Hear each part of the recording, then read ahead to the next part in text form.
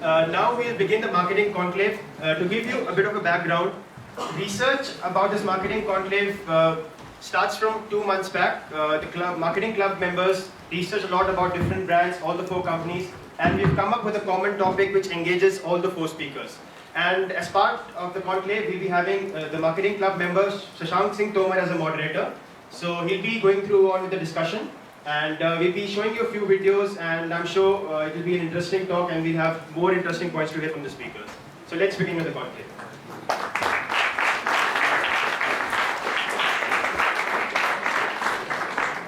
Good afternoon, respected guests, friends. Friends, this is a great day for all of us at IIM Shillong. For we have amongst us 4 stalwarts from 4 marquee brands who have reshaped their industries, who have defined their industries. We have a brand which Mr. Prasoon Joshi very well put forth as Thanda Matlab Coca-Cola. We have a brand that helps us express ourselves, a brand that most Indians begin their day with, a brand that defines photocopying.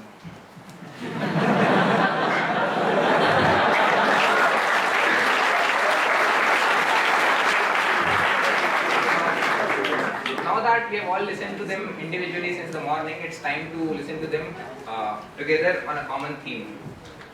Deciding the theme for this conclave was especially a very tough job, owing to the inherent differences which these industries have in them. So, but then again, there's a common thread which links these brands. Common thread is that these brands have evolved through the generations, through the changing consumer mindsets, and have sustained themselves. This is what makes these brands great. For the discussion, the theme is, it's not how far you fall, but how high you bounce that counts. How mammoth businesses reinvent themselves through changing times. Our discussion shall mainly revolve around 3 components. The first will be the changing positioning and the evolving identity of the brands. The second will be the distribution, how it was leveraged through the tough times. And the most important role played by the communications in delivering the value propositions across to the consumers. What makes it all the more interesting is the fact that we'll be getting perspective on all these 3 components from a B2B company as well as B2C companies. So we'll be starting the discussion with a perspective from Mr. Sharath from Xerox. So Xerox has had a long-standing perception of being restricted to the photocopying segment, despite being so much more than that. You're into services, you're into multifunctional devices, becoming a complete solutions provider. Sir, what I want to ask you is that how did Xerox overcome this problem of having a constrained identity in the consumer's mindset?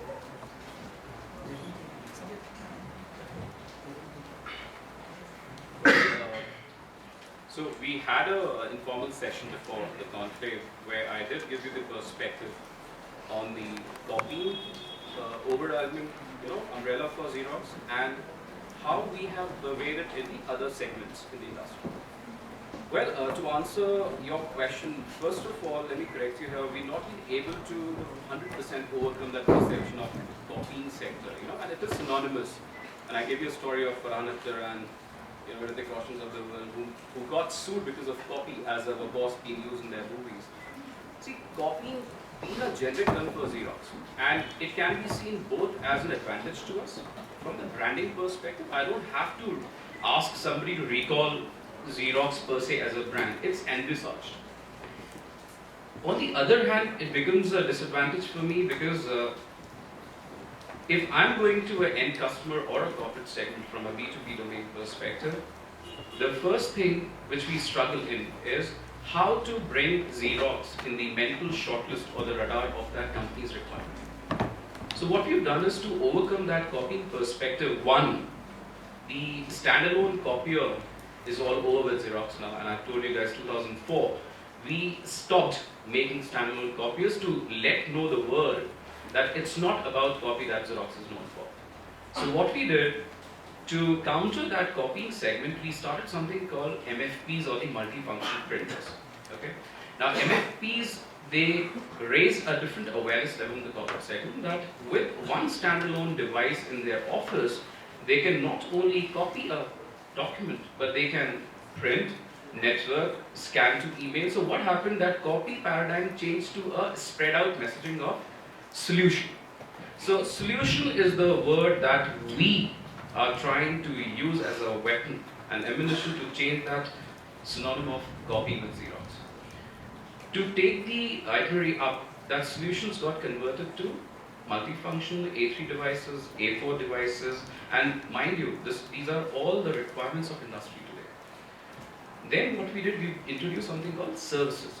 Now services is a much more widespread terminology for us, because with services we try and help all the corporates, and that's a communication given to all the corporates, that we help you in sanitizing your document ecosystem. One, because your documentation is the integral process of your specs. You talk to your end customers, your vendors, your marketing disciplines, everybody uses a document. Okay, so what we do is we tell them, how can you clean your redundancy in the document scenario? We help you with new technology upgraded machines. We help you with consultation. We help you with the annuity model of yours. We help you with decreasing the wastage of documentation you are having in your company. That also talks about the wastage and increased cost. We talked about security of data pointers. Today it's all about security. The other panelists will also talk about it, the data pointers. So we are now present as a solution provider, and the world has started knowing us for that. A solution that envisages not only copy, but much beyond that periphery, and probably that's the area we have started working on. We've got some good results out of it, but as you say, miles to go before we sleep.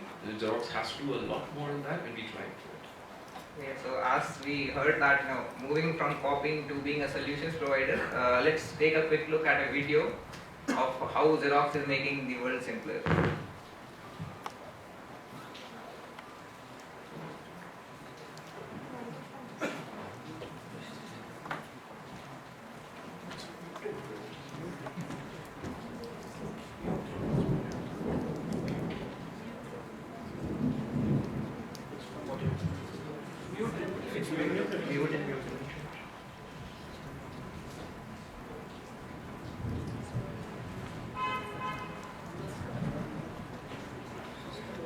We also have a solution for this in Xerox.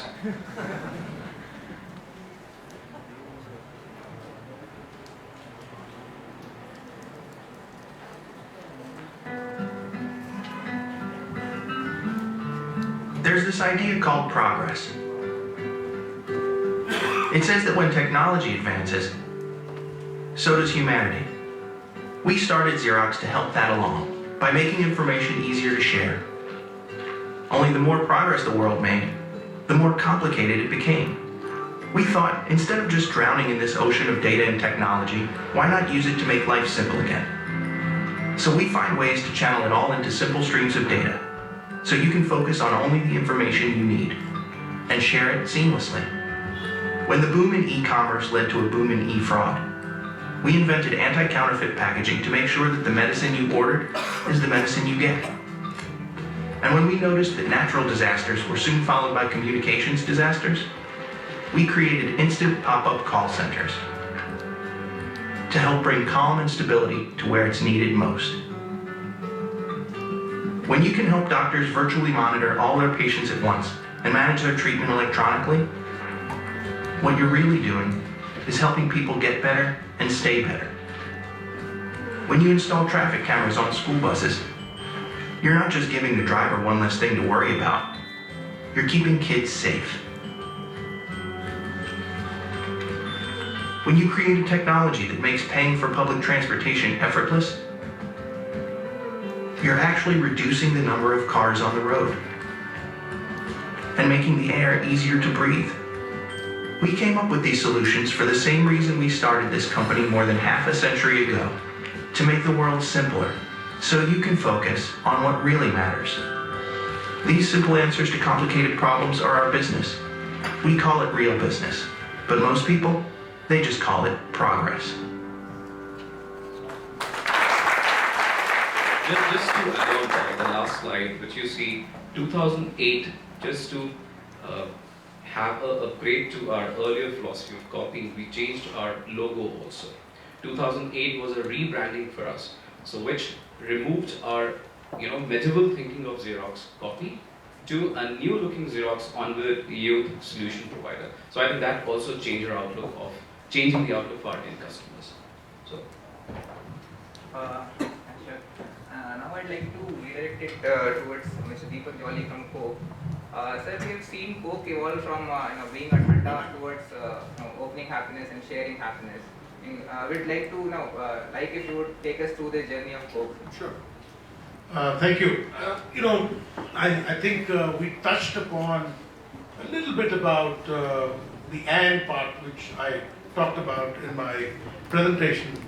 But let me give you the brief history about India.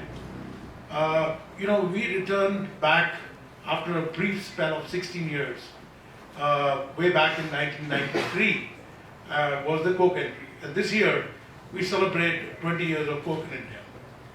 Now, when we came back to India, we came back with an acquired brand, Thumbs Up. And Thumbs Up, in those 16 years, had done a great job. And we realized that to market the two colas, it would require a little bit of deep thinking, because distribution was all Thumbs Up led, because the returnable glass bottles with Thumbs Up were sold in the hinterland were all there. So, to replace them, or do we add them, do we complement them? So it took us a little bit of a time to understand the, how we would proceed further. So coming back to Thumbs Up was positioned as macho. Coca-Cola was a family brand. It was for all, and it was always, the fact was, it always talked about happiness. Now, in between, when we, say way back in 2000, when we started the 5 rupee campaign of Coke, we needed the Coke presence across India much more louder than what it was. So we used the Thanda Matlab with Amir in his 6 points. Now, while the Thanda Matlab did a, Prasad did a great job, McCann did a wonderful job, I think it made the brand known to each and everyone across India. But the brand was not available. You see, if you advertise a brand and it's not available in Geelong, then what's the use? So you needed to make it available, and that's where I think the second part of our strategy was, after making the brand have a good memory, right, a good recall value, we said, okay, now comes the next phase. And again, the next phase had to embed the trust, the happiness, and the fact that the brand was sustainable and was for all pervasive. With the result, the Open Happiness campaign began. Now, whether you see in Kushiyan or you see it in Umido Wali Dhoop, or you see it in the Crazy for You campaign, which is currently running, the fact is, it's all talking, connecting with people. It's not about celebrities. It's all about you and your life and the happiness you have. So that's the difference which we have created. And whereas the machoism of Thumbs Up continues, that part with Akshay and then now to Salman. Because I want my Thumbs Up at what cost, wherever I will, and that part continues. So both brands are growing. So this is, I would say, a complementary strategy. In addition to that, what we did was that we priced last year the returnable glass bottle for Coke at 8 rupees. Now some people say, well, you priced it cheaper than the rest of the brands. The fact was, brand Coke was a part of our portfolio, but we had not pushed it hard in the hinterland. And RGB, which is returnable glass bottle, is the only way to succeed when you want to succeed in the hinterland. I was traveling. I've done a lot of traveling in the last 2 days. What do you see on the road? You see a Sun Feast from ITC, priced at 10 rupees. You see a Lay's at 5 rupees. 5, 10, these brands are making a lot of difference, because then they add the numbers. Because so I know that 8 rupees does not make money. but we continue to support it at 8 rupees because that strategy has been, but that's only in one pack. The PET pack, the 2-liter pack, the 1-liter pack, the 2.25-liter pack, all continues at the price which we make profit. But the smallest pack, the entry pack, hey, come and try it. And this is the price I'm offering you. So that is the pack which we have continued. So I think in addition to great advertising, great rhetoric and talk by our marketing colleagues on the air cover, I think what is happening on the ground is market execution.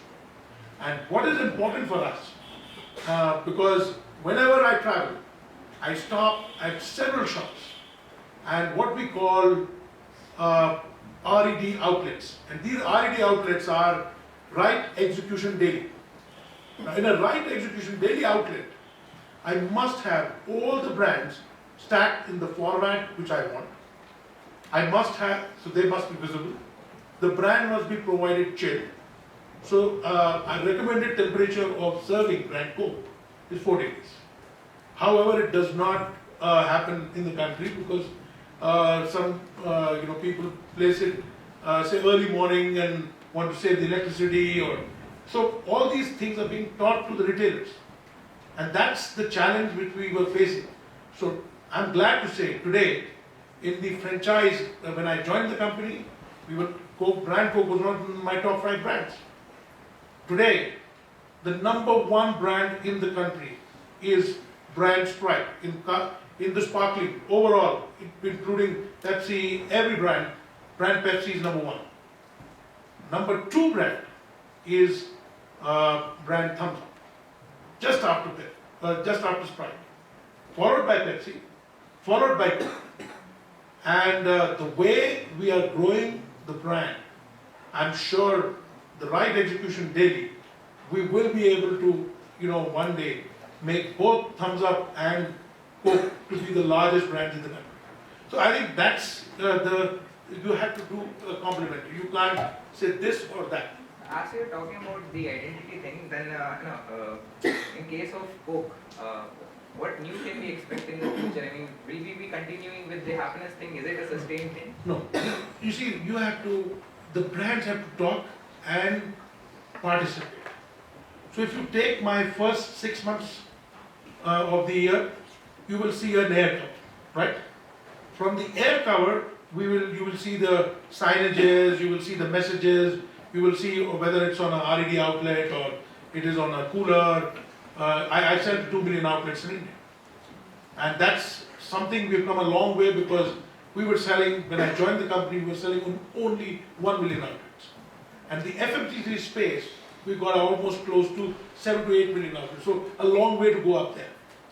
Coming to the second half. The second half is Coke Studio.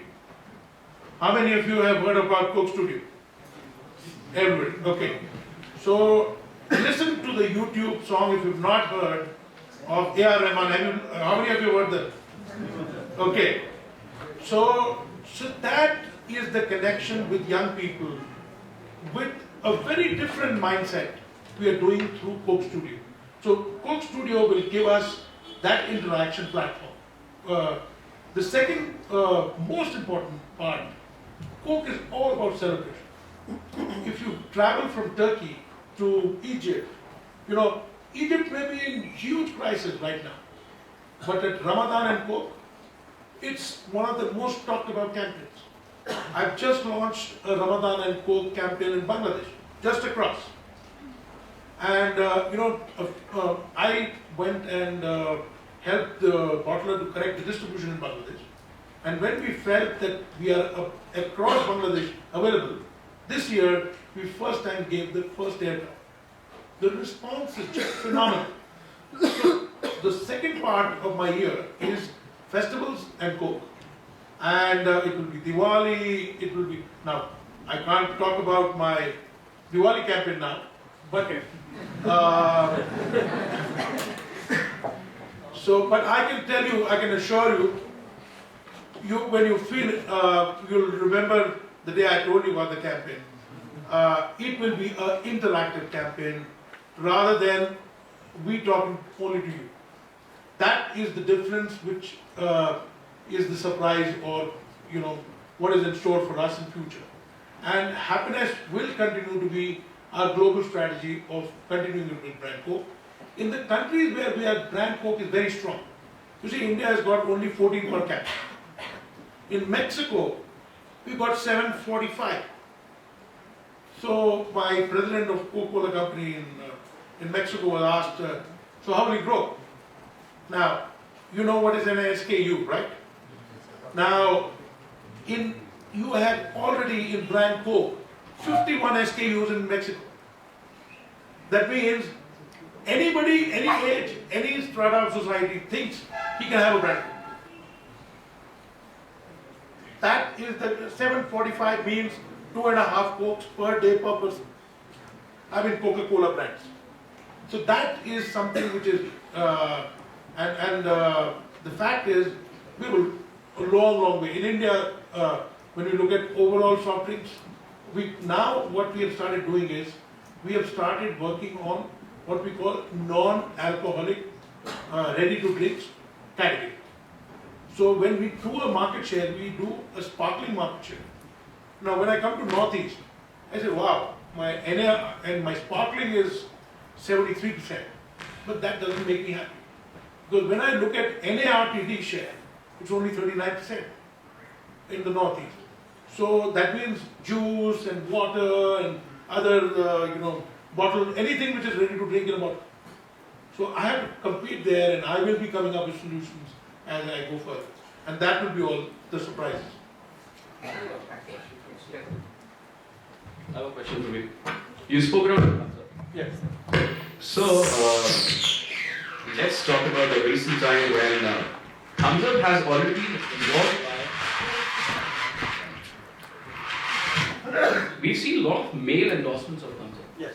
Right? And you've been talking about machoism. Is there a question on machoism of females? Why can't they be endorsed for Conclave when you can increase the equity of Conclave as a selling units in the female section also?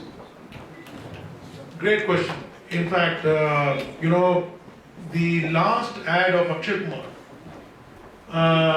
if you look at the one which, one before Salman, which was there, had the same machoism. We've talked about it, and we did the ad looking at, because women are contributing to a large number. Yeah. And the fact that 2-liter thumbs up goes to a household, who is the decision maker there? The housewife, right? So there is the strategy might be at this point of time for the new user machoism, but a new drinker as machoism. But again, as a all pervasive, when you look at the Diwali campaign, you look at the festival campaign, you will start getting that yes, it is we will convey the machoism part, but it will be for everyone. We've been talking about identity now. Logo forms a very important part for an identity, for a visual recognition point of view. So for Airtel, we've had a logo change, which has ensued a huge hue and cry about it. So now Airtel still decided to stick with it. How important or how difficult was this decision to stick with the new logo? Okay, yeah, so it didn't go as well as we thought it would, but so there was a reason why Airtel decided to change the logo. We were on the verge of launching 3G services in the country. We were about to go global, so there was this Africa operations that we just acquired, and we wanted to re-strengthen our focus on the youth. These are the reasons why the company wanted to go for a logo change, because they want to deconnect, and we wanted to move away from the positioning of a 2G or 3G network to a life enrichment network, where you talk about a mobile call that expresses emotion and advances the business goal, or you talk about a TV program that sparks new interest or an ambition, or you talk about the net connection, which opens up a world of possibilities and content. How do you talk about the mobile payment, where you are really able to transfer money to the most underbanked person in the country?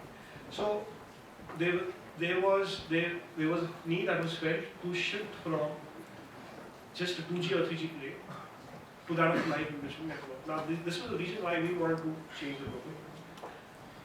This is also what something that happens when there are brands that are so well loved. So Airtel, the customers didn't know why we're changing the logo. For most of the customers, it was already a quite a good brand. There was the signature tune that everyone liked. So there were very few people who say that, oh, we feel like that. They didn't understand why was there a need to change. Of course, like it happens with a lot of large brands. Take for example Starbucks. When Starbucks changed its brand recently, there was a huge brand, and they wanted to move away from the coffee. They wanted to look at a broader portfolio. There was a Microsoft changed its brand after 25 years a few months ago, and again was huge. People, so these are brands that are well loved. People love them. They don't see a need to change, right? When Tropicana changed its brand, again there was a human brand social brand. Pepsi then took a call that okay, let's go back. The customers didn't like, so let's go back to the old brand. We stuck on, just like Starbucks, and because we knew that there is a fundamental reason. We believed that change was for the good. We wanted to really alter the perception of the brand. Then is it Airtel, so like for example, Airtel, with the old brand, it had this positioning of being a leader, being a premium brand, which is not for me. It's a premium brand, but it excludes me.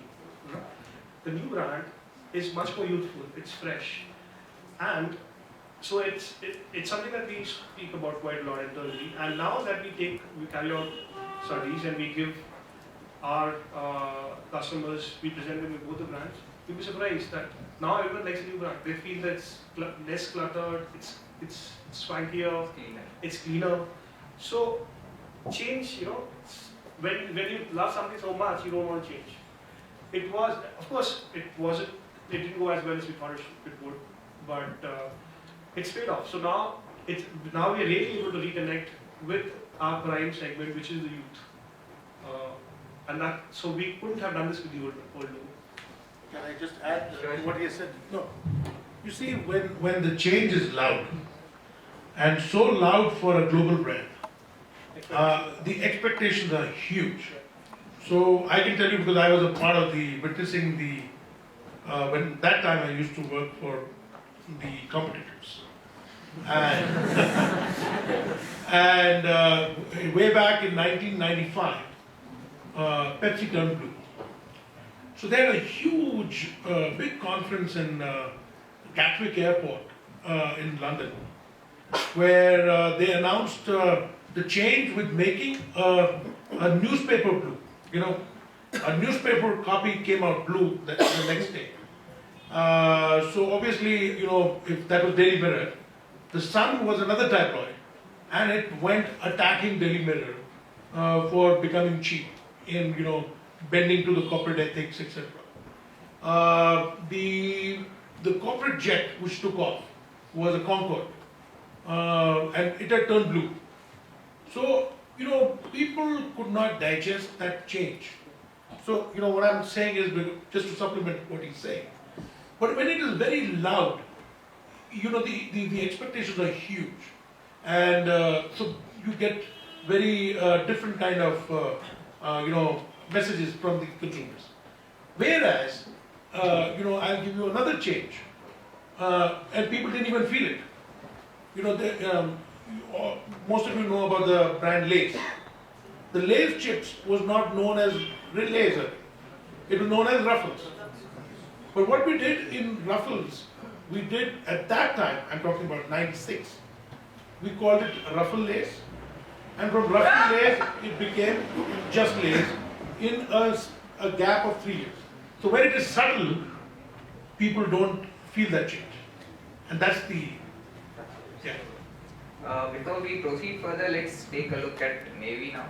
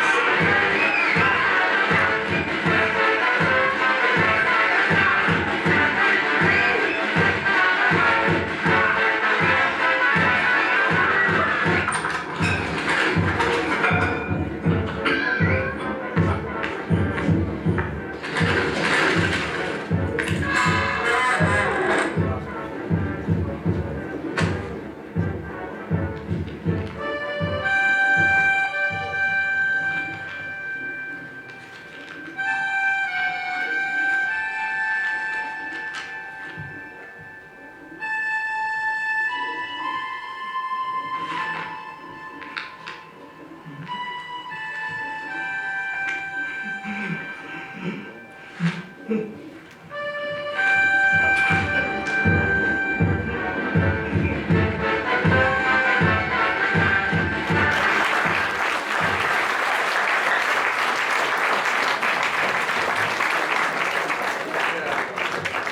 how TOI space has been changing, it has been contemporizing itself, but as we saw from the AV, again still the consumers associate the word heritage with TOI. So how has this journey been, and I mean how has TOI been able to do this, keeping the heritage intact with contemporizing itself, sir? I think we need to understand the word heritage a little more. And when you talk of a heritage hotel, you really look at a hotel in Jodhpur which is maybe 100 years old. So, and thereafter you give it a heritage tag and, price it very high, dress people like Maharajas, and you actually experience a life in, maybe Jodhpur 100 years back. But was it relevant to a media company? I don't think it was so relevant. Otherwise, we would have perhaps stayed back, like the old copy he picks up, you would have perhaps stayed, so old and ancient. So this is the way we, decided to go about, imparting heritage into the organization, into the country of India. There are two ways we decided to take forward. One is more reactive, and one is more proactive. I'm saying I would want to perhaps concentrate more on the proactive rather than reactive. Reactive is lots of things which we do. Finally a brand is supposed to create an emotive quotient in your lives. How does a newspaper do it? And this, ad which you saw perhaps best exemplifies that emotive quotient. Okay? So I'm saying I can give you 1,001 example of reactive. But proactive, what do we mean by heritage? We want to keep the tradition of India alive. We want to keep, bring out people who are, better, in socio-economic culture. Keep, perhaps aiding that process. So if you guys recall two campaigns which we did, one was Teach India campaign and one was Lead India campaign. Both trying to perhaps bring out the best in the community of Indians. Teach India campaign, we had nearly 9 lakh volunteers, and that's a program which perhaps is now self-sustaining, and they go ahead and COPE does support the school campaign. It's really talking about, making people aware, and somewhere we feel, our vice chairman, Mr. Sameerjan, used to say that one of the biggest problems or one of the biggest opportunities in India is to make the children educated. Half the problems or 90% of the problems get resolved if you make them really aware of what's happening. While we try and do it in the paper, but we go beyond the paper to try and see how best we can educate the society. And these 9 lakh people are completely volunteer. We provide them the infrastructure and they go and dedicate couple of hours teaching into the nation. Same is the case with Lead India campaign. We want to perhaps bring in a next level of leaders into this country, which would perhaps look at the development of the country rather than development of their own selves. I'm saying these are two programs we are very proud of, and we will continue to do it, and maybe try and retain the heritage may be a wrong word here, but perhaps retain a social cause for the nation. Heritage actually puts us back 150 years, but we would rather want to be, clued into the, country, and that's why the master Times of India, we really want to don't change that master. We don't want to make it Times of Mumbai, Times of Chennai. We don't want to we want to industrialize this practice, and we want to be as closely, honed in or grounded with people of India. And we do all this in a very subtle and, very informal manner. And we don't really look at propagating it or maybe, winning, brand value, or, we want to retain that brand of TOI, through these, various schemes. We also have a Times Foundation which does more, reactive, work. Whether it's Uttaranchal, whether it's Latur, where they do a lot of reactive work, but that's post facto. Whereas this is actually in development of what we can do to this country. We want to leave something back for the country. Can I add? Sure. We are only 20 years in this country after our second. What is important is that when we look at, when Sundar talked about heritage, we were reworking our strategy of being an insider. One very important book which we used to launch about every year was the Limca Book of Records. Everybody knows about Limca Book of Records? Yes. Now, what I realized was that if we can take Limca Book of Records to a height, something like our own Guinness Book of World Records,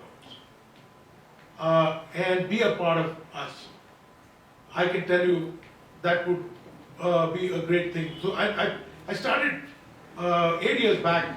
We put this part as a part of our trend. In 2007, we celebrated 60 years of independence.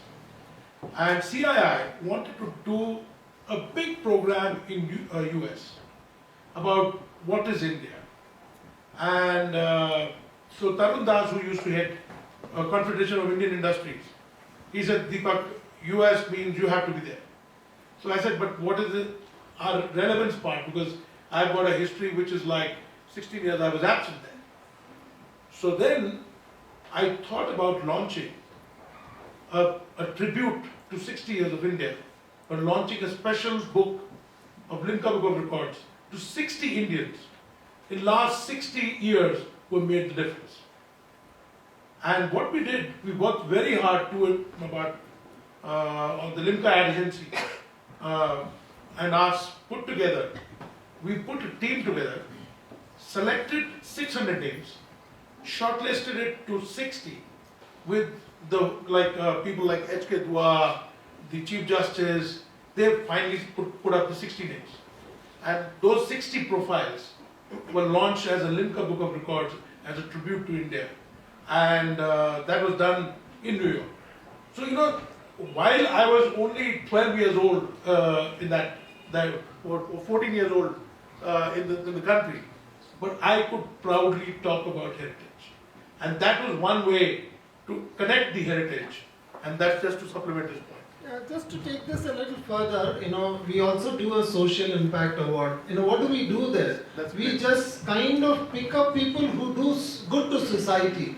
And really, we had a group of people from Nagaland and Mizoram. They couldn't speak English, but the kind of enormous work they were doing for the country, you can write sheets and sheets of paper. So what we did, we just brought them to the podium, gave them an award by the President of India. But more than that, we told them we are here to support you in your endeavors. On my way to Shillong, I stopped by at a father's farm, Father James, and I was telling him he must go. He is single-handedly doing an enormous work which we want to recognize. And I'm going to go back and perhaps talk to my management on how we can recognize him. He has 700 children coming there. 700, it's partly a church-funded program. But I'm saying, he's a guy who's come from Kerala and stayed here for 40 years.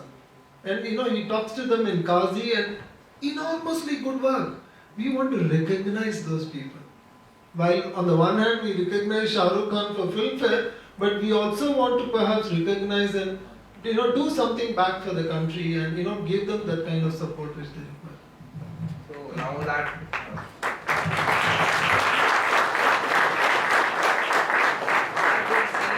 brands have evolved, be it a sustainable positioning, getting to it, or be it associating to cause marketing. Now, the next most important thing is reaching out to the consumers, being in their reach. Now, distribution plays a very important role in that.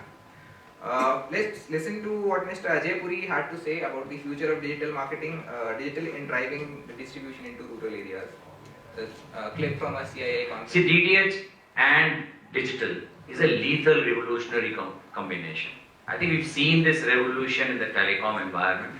When the wireless got combined with, and came in on top of the wire, it created a reach where nobody ever imagined, or distant, most rural, most SECE, whatever you call, consumer could finally pick up the phone and start talking to and do his business, conduct business, personal interactions and all that. I think DTH is going to create a second revolution, if I could claim, in India. Because of the combination, lethal combination of digital and DTH. It's benefited immensely the large rural part of India. Therefore, it's kind of now, clarifying few myths. I think we sitting in the urban centers, urban cities believe DTH is a high-end urban phenomenon. It isn't the case. For first 5 years, we all mistook DTH to be a cable replacer or participating or competing with a cable. And therefore, you saw only 10 million DTH happening Vikram in first 5 years of its existence. 2009, telcos came into this game. They knew the potential of a wireless technology, Bharti Airtel being one of them.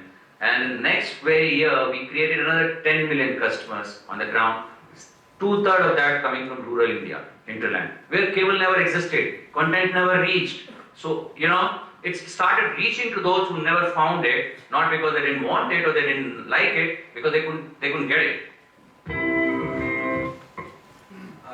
Sir, again, coming back to you, telecom, highly cluttered industry, finding new markets, getting into rural areas, what has Airtel done and how has it able to do that, sir? Okay, so not for long will you be able to use the word cluttered, because if you have a look at the latest quarterly results that have come out from all telecom operators in the last 2 weeks, you will notice that there's consolidation that is taking place and pricing power is coming back to the telcos. There are only few players who will finally live through. Sanity is coming back. And so as far as Airtel is concerned, while mobile is the cash cow and the main business, it's always in a competitive environment, it's always diversified into different businesses. We saw the clip on digital TV. Now DTH, of course, was very highly leveraged on our existing distribution that is there. So we have 1.5 lakh outlets, Airtel outlets, across 4.5 lakh villages and 5,000 towns. So it's one of the largest distribution networks in the country. Perhaps also tell us something about the tower sharing agreement which Airtel. So the tower sharing agreement is with Indus Towers, and there's a Bharti Infratel company which holds also a stake in it.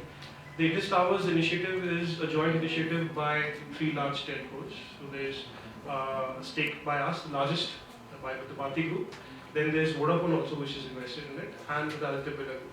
The reason they've done it is because erecting a tower and maintaining it is a humongously expensive affair, especially in the rural part of the country, because you have problems with power, so you often need to spend a whole lot of money on diesel or basically generator which keeps the power up, or theft is an issue. So there's a company that has been jointly set up, it's called Indus Towers, and it looks after creating these towers which all the providers can then leverage upon. As far as the internet or the media strategy is concerned, that we see as the next big thing, where it will be very easy to cross-sell and upsell. So we have 190 million customers in India. Now, and we know a whole lot about them. So we know what they do, where they are, who do they talk to. So in that sense, Airtel actually is the largest social network in the country. And it's not Facebook or Twitter, and we know a lot about them. Imagine if we can glean that data, and we're in the process of doing that. How do you glean that data and then give extremely targeted cross-sell or upsell packages or services? And the way we do that, we see doing that is mostly going to be digital, online, because that's the easiest way for us to reach these customers. And online is just not on the web, but also on your mobile phone.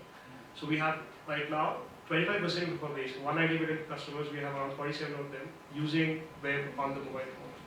And in areas where electricity is not there, in areas where people may not have access to a PC.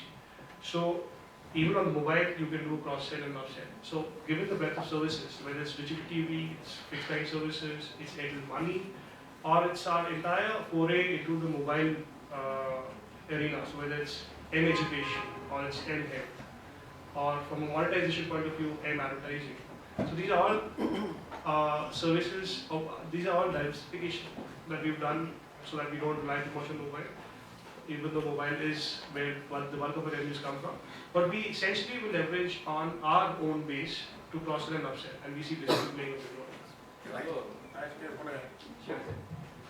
So, we soon have 4G. It's already there. Yeah, 4G. But it's 4 centers, but probably the launching as an active role will be happening this year, end of the year. Yeah. Not many of the people will be having smartphones in the rural areas, right? And you see the rural belt of the SEC4 areas are the up in demand right now. How do you tackle that 4G adaptability with those phones on the functionality basis in rural areas? So 4G is a very different kind of technology, and it's extremely high speed internet, but it works for a limited range. So anything beyond a kilometer, you will find that the speeds will go down, right? So 4G as a strategy for the company will be highly focused on areas. It's not going to be for the rural country side or whatever, because even if you see wherever right now we are present in 4 cities in the country, usually, the way we map the network is we are present in those areas where there is a lot of data requirement, where there are corporates, where there are people who use a lot of data. The mainstream is going to be 3G. 4G will be used later on because the telecom spectrum is not as much. So then 4G, like Reliance plans to do that. So when Reliance has bought 4G license throughout the country, they tend to also offer voice over 4G. Of course, the challenge will be smartphones or device, as you like to say. Now, 4G right now is offered only through a dongle. We don't have 4G compatible phones. There are a couple of very high-end phones, 40,000 plus, which support 4G. 4G on the phone has not worked anywhere in the world right now. It's all on dongles or it's all on modems that use the 4G infrastructure and then serve it to a home. That would be the main driver for 4G usage. In the interim, as far as data growth is concerned, the focus is going to be largely for the coming few years on 3G. And we've seen 3G usage actually being driven up. So in the last 1 year, we've grown 97% on data. The data usage in by IT customers is about 97%. It is expected to exceed by another 100% in the next 1 year. How that has happened is driven also by smartphones. Smartphones, now you find a 3G phone for 3,000 rupees. So it's not very expensive anymore.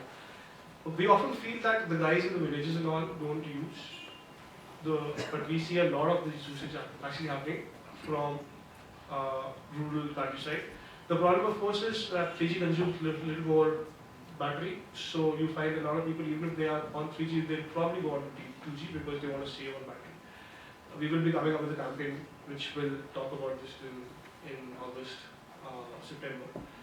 But the driver for data growth in the country for the time being will be 3G because again, we share infrastructure with Indus Towers and we already have a large presence across the country. We have 3G services in 13 states, which is the largest. So we can offer 3G there. 4G we can only offer in a few states. Can I just one point? You talked about rural telephony. And being an ex-telecom person, so I can add here. I worked with Airtel for 3 years as reporting to Sunil Mitra. Now, when I joined him in 2002, the whole issue at that time was government had imposed rural telephony on all the telecom companies. And all rural, and the telecom company was struggling how to kind of evade it or how to avoid it or just do some cosmetic work because it was not feasible. It was not feasible. So 95 licenses were issued. So 95 to 2002, the India footprint were given to only one company, which was Reliance. And because you didn't have a national telephony policy, the rural network would not go. So I joined the Airtel company and I was carrying a BSNL card with me most of the time because I would end up, in rural areas talking on a BSNL phone. I remember going to Kerala only with BSNL. Now, so we went in and took a deep dive as a strategy, which I just want to tell you that, and we said, we will only work on the brand and distribution. The rest, which is not our core strength, will be outsourced. So what we did was, the first launch of, tie-up with Ericsson, that I will only buy the airlines, and later on, so that outsourcing model of a technology provider who was helping me with the network. So network got completely outsourced. So the pressure on working on rural telephony, then you can start concentrating. The second point was IT. Because the IT was getting changed every now and then. And every time an IT vendor would come and say, wait a minute, I will increase the cost. So with the result, if you want to bring down the cost of 4% of your turnover, to the total IT cost, and because Bell South was and other companies were having 9%. So we said outsource it to IT. $1 billion deal was done at that time. And so was all the outsourcing. So you concentrated on that brand and distribution, and then you said, okay, now let's go for, going for all the circles.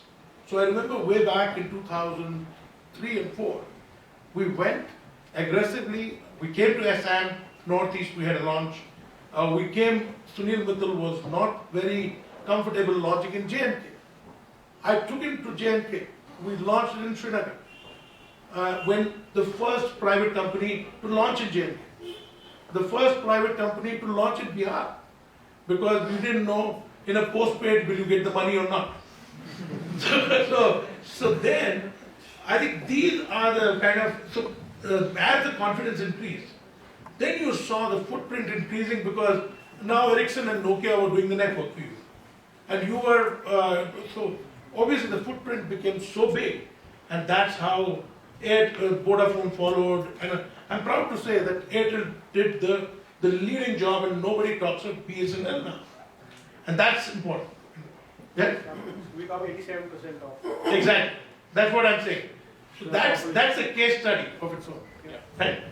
Coming back to TOI, sir, how do you ensure that every Indian every morning wakes up to a TOI? What has it been that others have not been able to do, be it Northeast, be it the South, be it Bihar, be it Chhattisgarh, everywhere, sir? We don't, very frankly speaking, we don't reach the Northeast as we should be. We don't, because distribution is a painful process. But like I was mentioning in the brief talk in the morning, we have invested very heavily in machines which are capable of, producing, 4 lakh copies in 1 hour, 4 lakh all color copies. And unlike, maybe other industries where he was saying that 3 competitors have come together. Here the competitors don't want to come together. So, we run the huge task of distributing it ourselves. Cost of distributions are very high.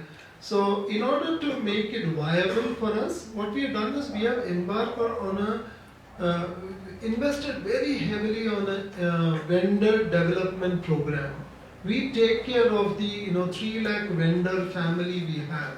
We really understand. I'm saying that's also part of social development, but we do it for a bit of our own gain. Because if that family does well and our distribution reaches on time, it has a big rub-off effect on competition because the same vendor distributes our competitive product as well. But we have invested so heavily on them, they work with us as a partner. And many a times they come back and deposit the money and they collect from the customer a month later. The newspaper distribution is all about they buy your copy and they sell it to you. But when they sell it to you, they get the recovery only after a month. So they're rotating, actually they're giving you credit, And we found that it was very important to provide a high-speed printing machine, high-speed dispatching machine, and at the same time, high, good quality of vendors, because the life of the newspaper is 20 minutes in the morning. Very few people pick up your copy, maybe after the morning. So we've realized it and we've said this is the only way to take it forward. Really, that's the only way to survive in this industry, because if the copy doesn't get distributed, we are finished. We are really finished. The entire product goes waste. Thanks for that, sir. We've heard a lot about B2C. Now it's turn for the B2B. Sir, we'd like to get insights on what Xerox has been doing to get into the B2B distribution space, especially considering the government being an important part of it, sale to government. I'd like to know what has Xerox been doing in this space, sir. So, government, I think, for all the B2B segment is very important. And you'll see that the share of pie in the revenue stream in Indian economy is growing because of government PSUs. So there's something called government DGSND. I don't know how many of we have heard about it. So there is a contract panel. So there's a tender panel with the government houses. It's called the Directorate General, Contract Panel. All the manufacturers have to be empaneled to even bid in the tenders. So what we've done is we have empaneled ourselves, so as our competitors. So it's not that we're not selling to government, but because of their processes, it becomes a bit more delayed in terms of response mechanism. What we've done now is there are specific distributors and partners in India who are only and only serving to the government PSUs. So we have put them as our allies. And we are extending our arms along with those T2 partners to pervade in the PSU segment. So that's one area where we have really started talking to the government. What we've also done is we have started some kind of experience centers and expos for government houses. Now, believe me, PSUs are still not aware of basic technologies. Most of the PSU directors who are the IT directors, they don't know about the upgraded technologies, what are the productivity issues. So we as Xerox have started doing forums for them. That what are the issues which are there, the pain areas, in terms of efficiency, in terms of cost centers, in terms of reducing cost for PSUs. And that's how we have added a dimension of awareness for PSUs, so they come forward and ask for a technology, rather than they hear, not hear, and even not talk about it. So one is DGSND rate contract panelment, and second is the forums for PSUs for their awareness. So that's two areas. Okay, sure, sir. Now that I've reached the consumer, I have maintained a physical presence. Now the next most important thing is driving this value proposition to the consumer's mind. Here comes the most important part of marketing communications. When we talk of marketing communication, again open to all of you together. Just quick opinion about how Airtel has changed its campaigns from say live every moment towards express yourself and har ek friend zaruri hota hai. Again for TOI associating to the cause marketing campaigns. I'll come to Coke a little later, sir. So when we talk of communications, then we can't leave apart Coke. I'd like your opinion on a specific topic of how did PR play an important role while coping up from the pesticides issue, sir? Well, I think pesticide residue allegations was a time where I think the whole company, the bottling system, the distributors, we all got together and realized that at a time when such allegations are flying, regulators had started intervening. Bans started happening in the state of Kerala. Issue became so big in Karnataka, in Andhra, in Rajasthan, and it was just something unprecedented.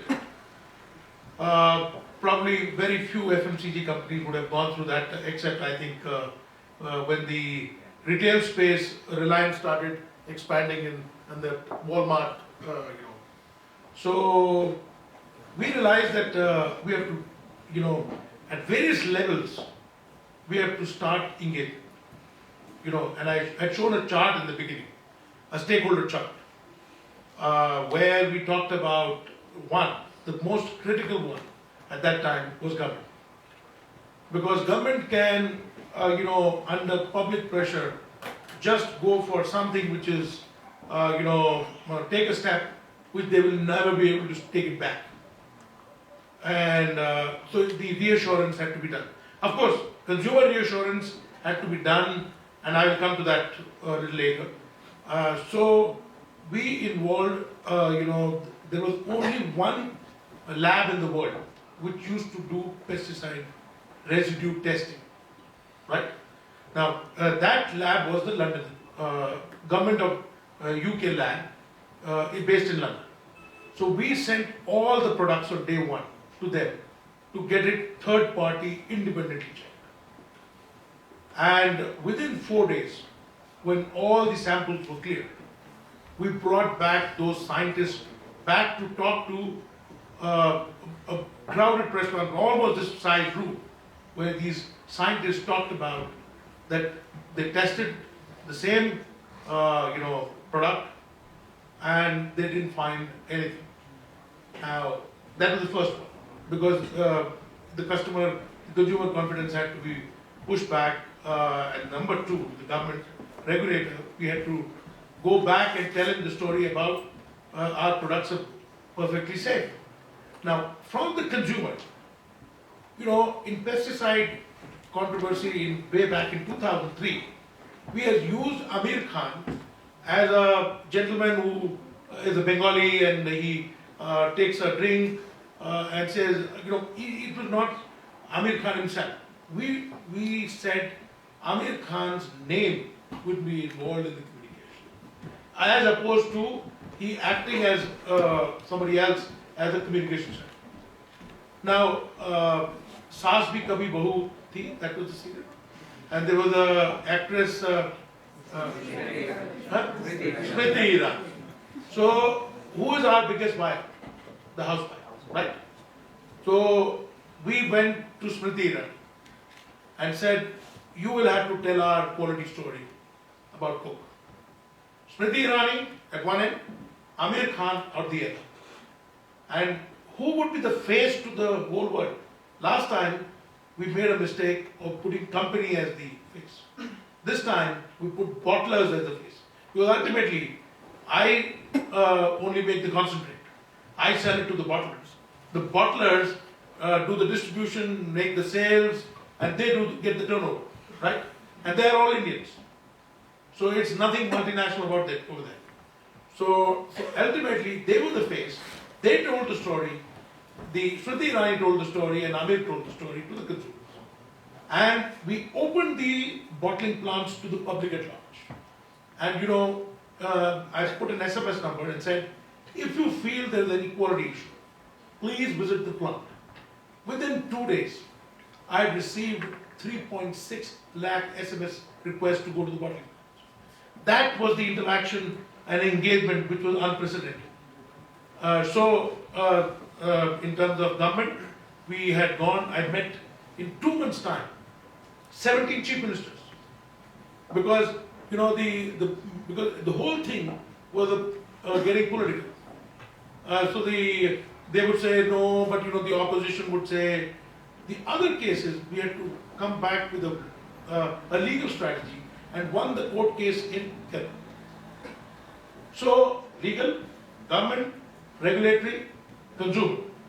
So these were the 4 different strategies we adopted, and we always kept saying that quality is paramount to us, consumer safety is paramount to us. We will not compromise on that, and continually kept embedding those messages through various pamphlets to the distributors, to the retailers, and all that what I have seen is in the last 27 quarters, the story is different. We are running short of time. We will just need some quick opinion about such TOI's future branding campaigns, and as well as for Airtel, sir. Our branding is our 85 lakh copies which rolls out every day. So that's a brand itself, right? Because and it's a involved readership, and the universe and the world advertises in my brand. So why should I not use that to my own benefit? So the creativity is outsourced to people like Aggie, but the vehicle is TOI. I'm saying that's the biggest and the best testimony for us is to make the readership of Times of India grow. It's finally a habit, finally a habit. The day that habit goes down, we are dead. So I need to make sure that emotive connection with the TOI remains, and life really doesn't begin for him if he doesn't read the TOI. So I'm saying our brand is the biggest ambassador for us. So we make it, the editors really write the articles, curate it, make sure the best goes out in the market. So I'm saying our journey will continue being a newspaper company, but I'm saying finally we'll have to give in to people like digital. So we'll have to really think in terms of how to reinvent ourselves. Even today, the readership of TOI on the mobile and on the net is 4 times larger than the readership of the actual physical newspaper. So I'm saying we have to wake up to the reality and see how best we roll over the next 20-25 years. About Airtel campaigns. Yeah, so if you look at the telecom industry, when you go and buy a connection, there are lots of criteria that you would base your decision on. It could be network availability, customer care, all of that. But our research has suggested that brand plays the most important role in selection of a service. This is also an industry where we've witnessed sea change happening at remarkably quick pace. So, for example, Nokia, which had 80% market share 3 years back, now stands at 40%. BlackBerry is a dying brand globally. Now, you may argue that this is because of technology decisions they've taken, that their OSs are not as good or whatever. HTC, which was a darling of Android when it got launched, is now seeing a declining trend. So brand has always played a very important role, and at Airtel, the one thing that really stands out is that we've always looked at reworking the brand. So even if it's not worked well, we look at how do we reposition it. According to our brand architecture, now we are very clear that we want to target the youth, and that has been our stand for the last 10 years. Now, of course, we are looking at specifically the age group of 18, which was never there before. So, and there are reasons for that. 50% of the Indian population is under the age of 25. The median age in Nigeria, where in Nigeria is 18. So we also think that at the age of 18 is when a guy is getting more independent, has started taking decisions. We feel that the guy who's at 18 is also a geek, so he influences decisions. He'll know, he's a local guy, so people will go to him and say, okay, which smartphone to buy, what plan to select. He's probably the guy who's going to tell his family, okay, let's upgrade to an HD connection. So he's, in that sense, a social influencer. And so we are very clear that we want to target the 18-year-old guy. Friendship is a theme that federates the brand, because with the youth, it's all about friends is your world. So that's going to be a common theme in all the campaigns that we've been running. It may be explicit or it may be implied, but that is what is going to be the common theme. So that's pretty much it. Picking a clue from what Mr. Deepak Jolly said about how his upcoming Diwali campaign will be interactive, we have one last video. We'll be concluding the conclave with this. What Pope thinks about the future of marketing, how content marketing will be important. Content 2020. How the Coca-Cola Company will evolve its approach to the creative agenda on its key brands. We will move from creative excellence to content excellence.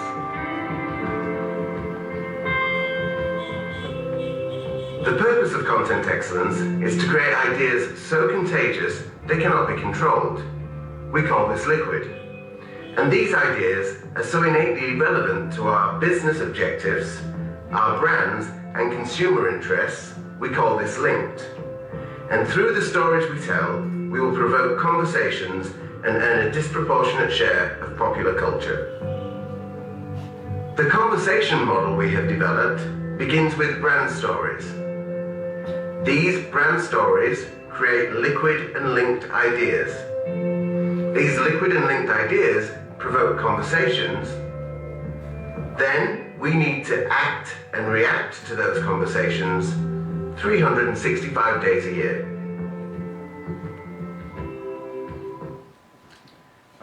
Just want to add here, storytelling is a most important facet of marketing now. And one of my jobs as external face of the company is to educate all the marketers, on a continual basis.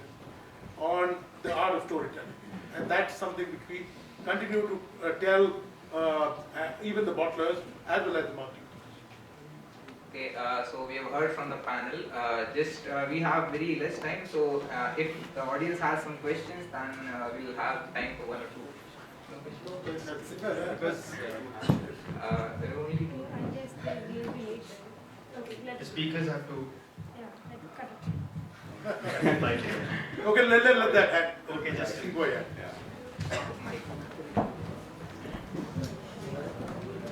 Please just make it fast and precise. Yeah. Only question.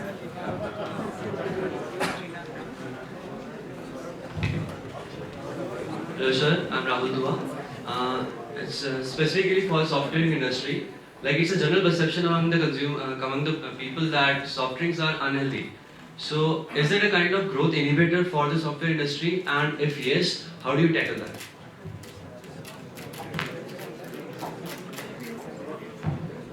Yeah. Okay.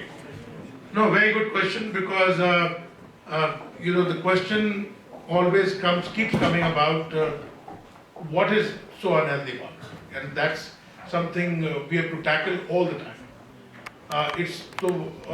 Usually the person who is asking the question is about the ingredients, right? So, in fact, let me tell you one thing. We sell 1.8 billion drinks on the planet every day. And we continue to do so because of the quality part. And it is for refreshment, and that's the revitalizing your energy, etc. Having said that, the point is that we, as I mentioned to you, that these questions keep coming because it's a free world. People have opinions, and people will continue to ask questions on various things, whatever we do, because Coke is the most loved brand across the world. So as many people will ask questions of what if and what now and what where. So we've got a global way of addressing this. One, on social media, which we are experimenting globally, because on Twitter, on Facebook, as you know that we've got almost 60 million Facebook fans. So I think one of the largest tribe and growing. So we continually keep to engage with that. One thing which we have learned after the pesticide residue crisis is that continually engage with your consumers. Continue to engage with, so we come out with a facts booklet. Internally we call a Coke Ambassador program. The Coke Ambassador is not the celebrity you see on the street, is the employee. We've got 1 million employees across the world. So we are actually launched this ambassador program that know your product and talk with lots of knowledge that when we are talking to a person, if somebody says Coke has acidity, sure, it has acidity, but most of the fruits we eat are acidic. And a lemon is more acidic than Coke. A lemon juice. Orange juice is more acidic than Coke. And so is coffee. Now, that is when you start talking about, there are the people will continue to have those questions, but I'll be happy to, if you email me your ID through the other students, I'll be happy to send you a facts booklet. But these ambassadors are now going for next, up to 2020, we'll keep training these ambassadors, and these ambassadors will keep going to these forums to talk about such issues, about our products, about health. And I can... You have been really cooperative. We know that we are stretched out a bit on time. But we just hope that this is the starting of a relationship with you guys, and we hope to have it nurtured further in the future. And thank you really so much for being here and sharing your insights with us. Thank you. Thank you so much.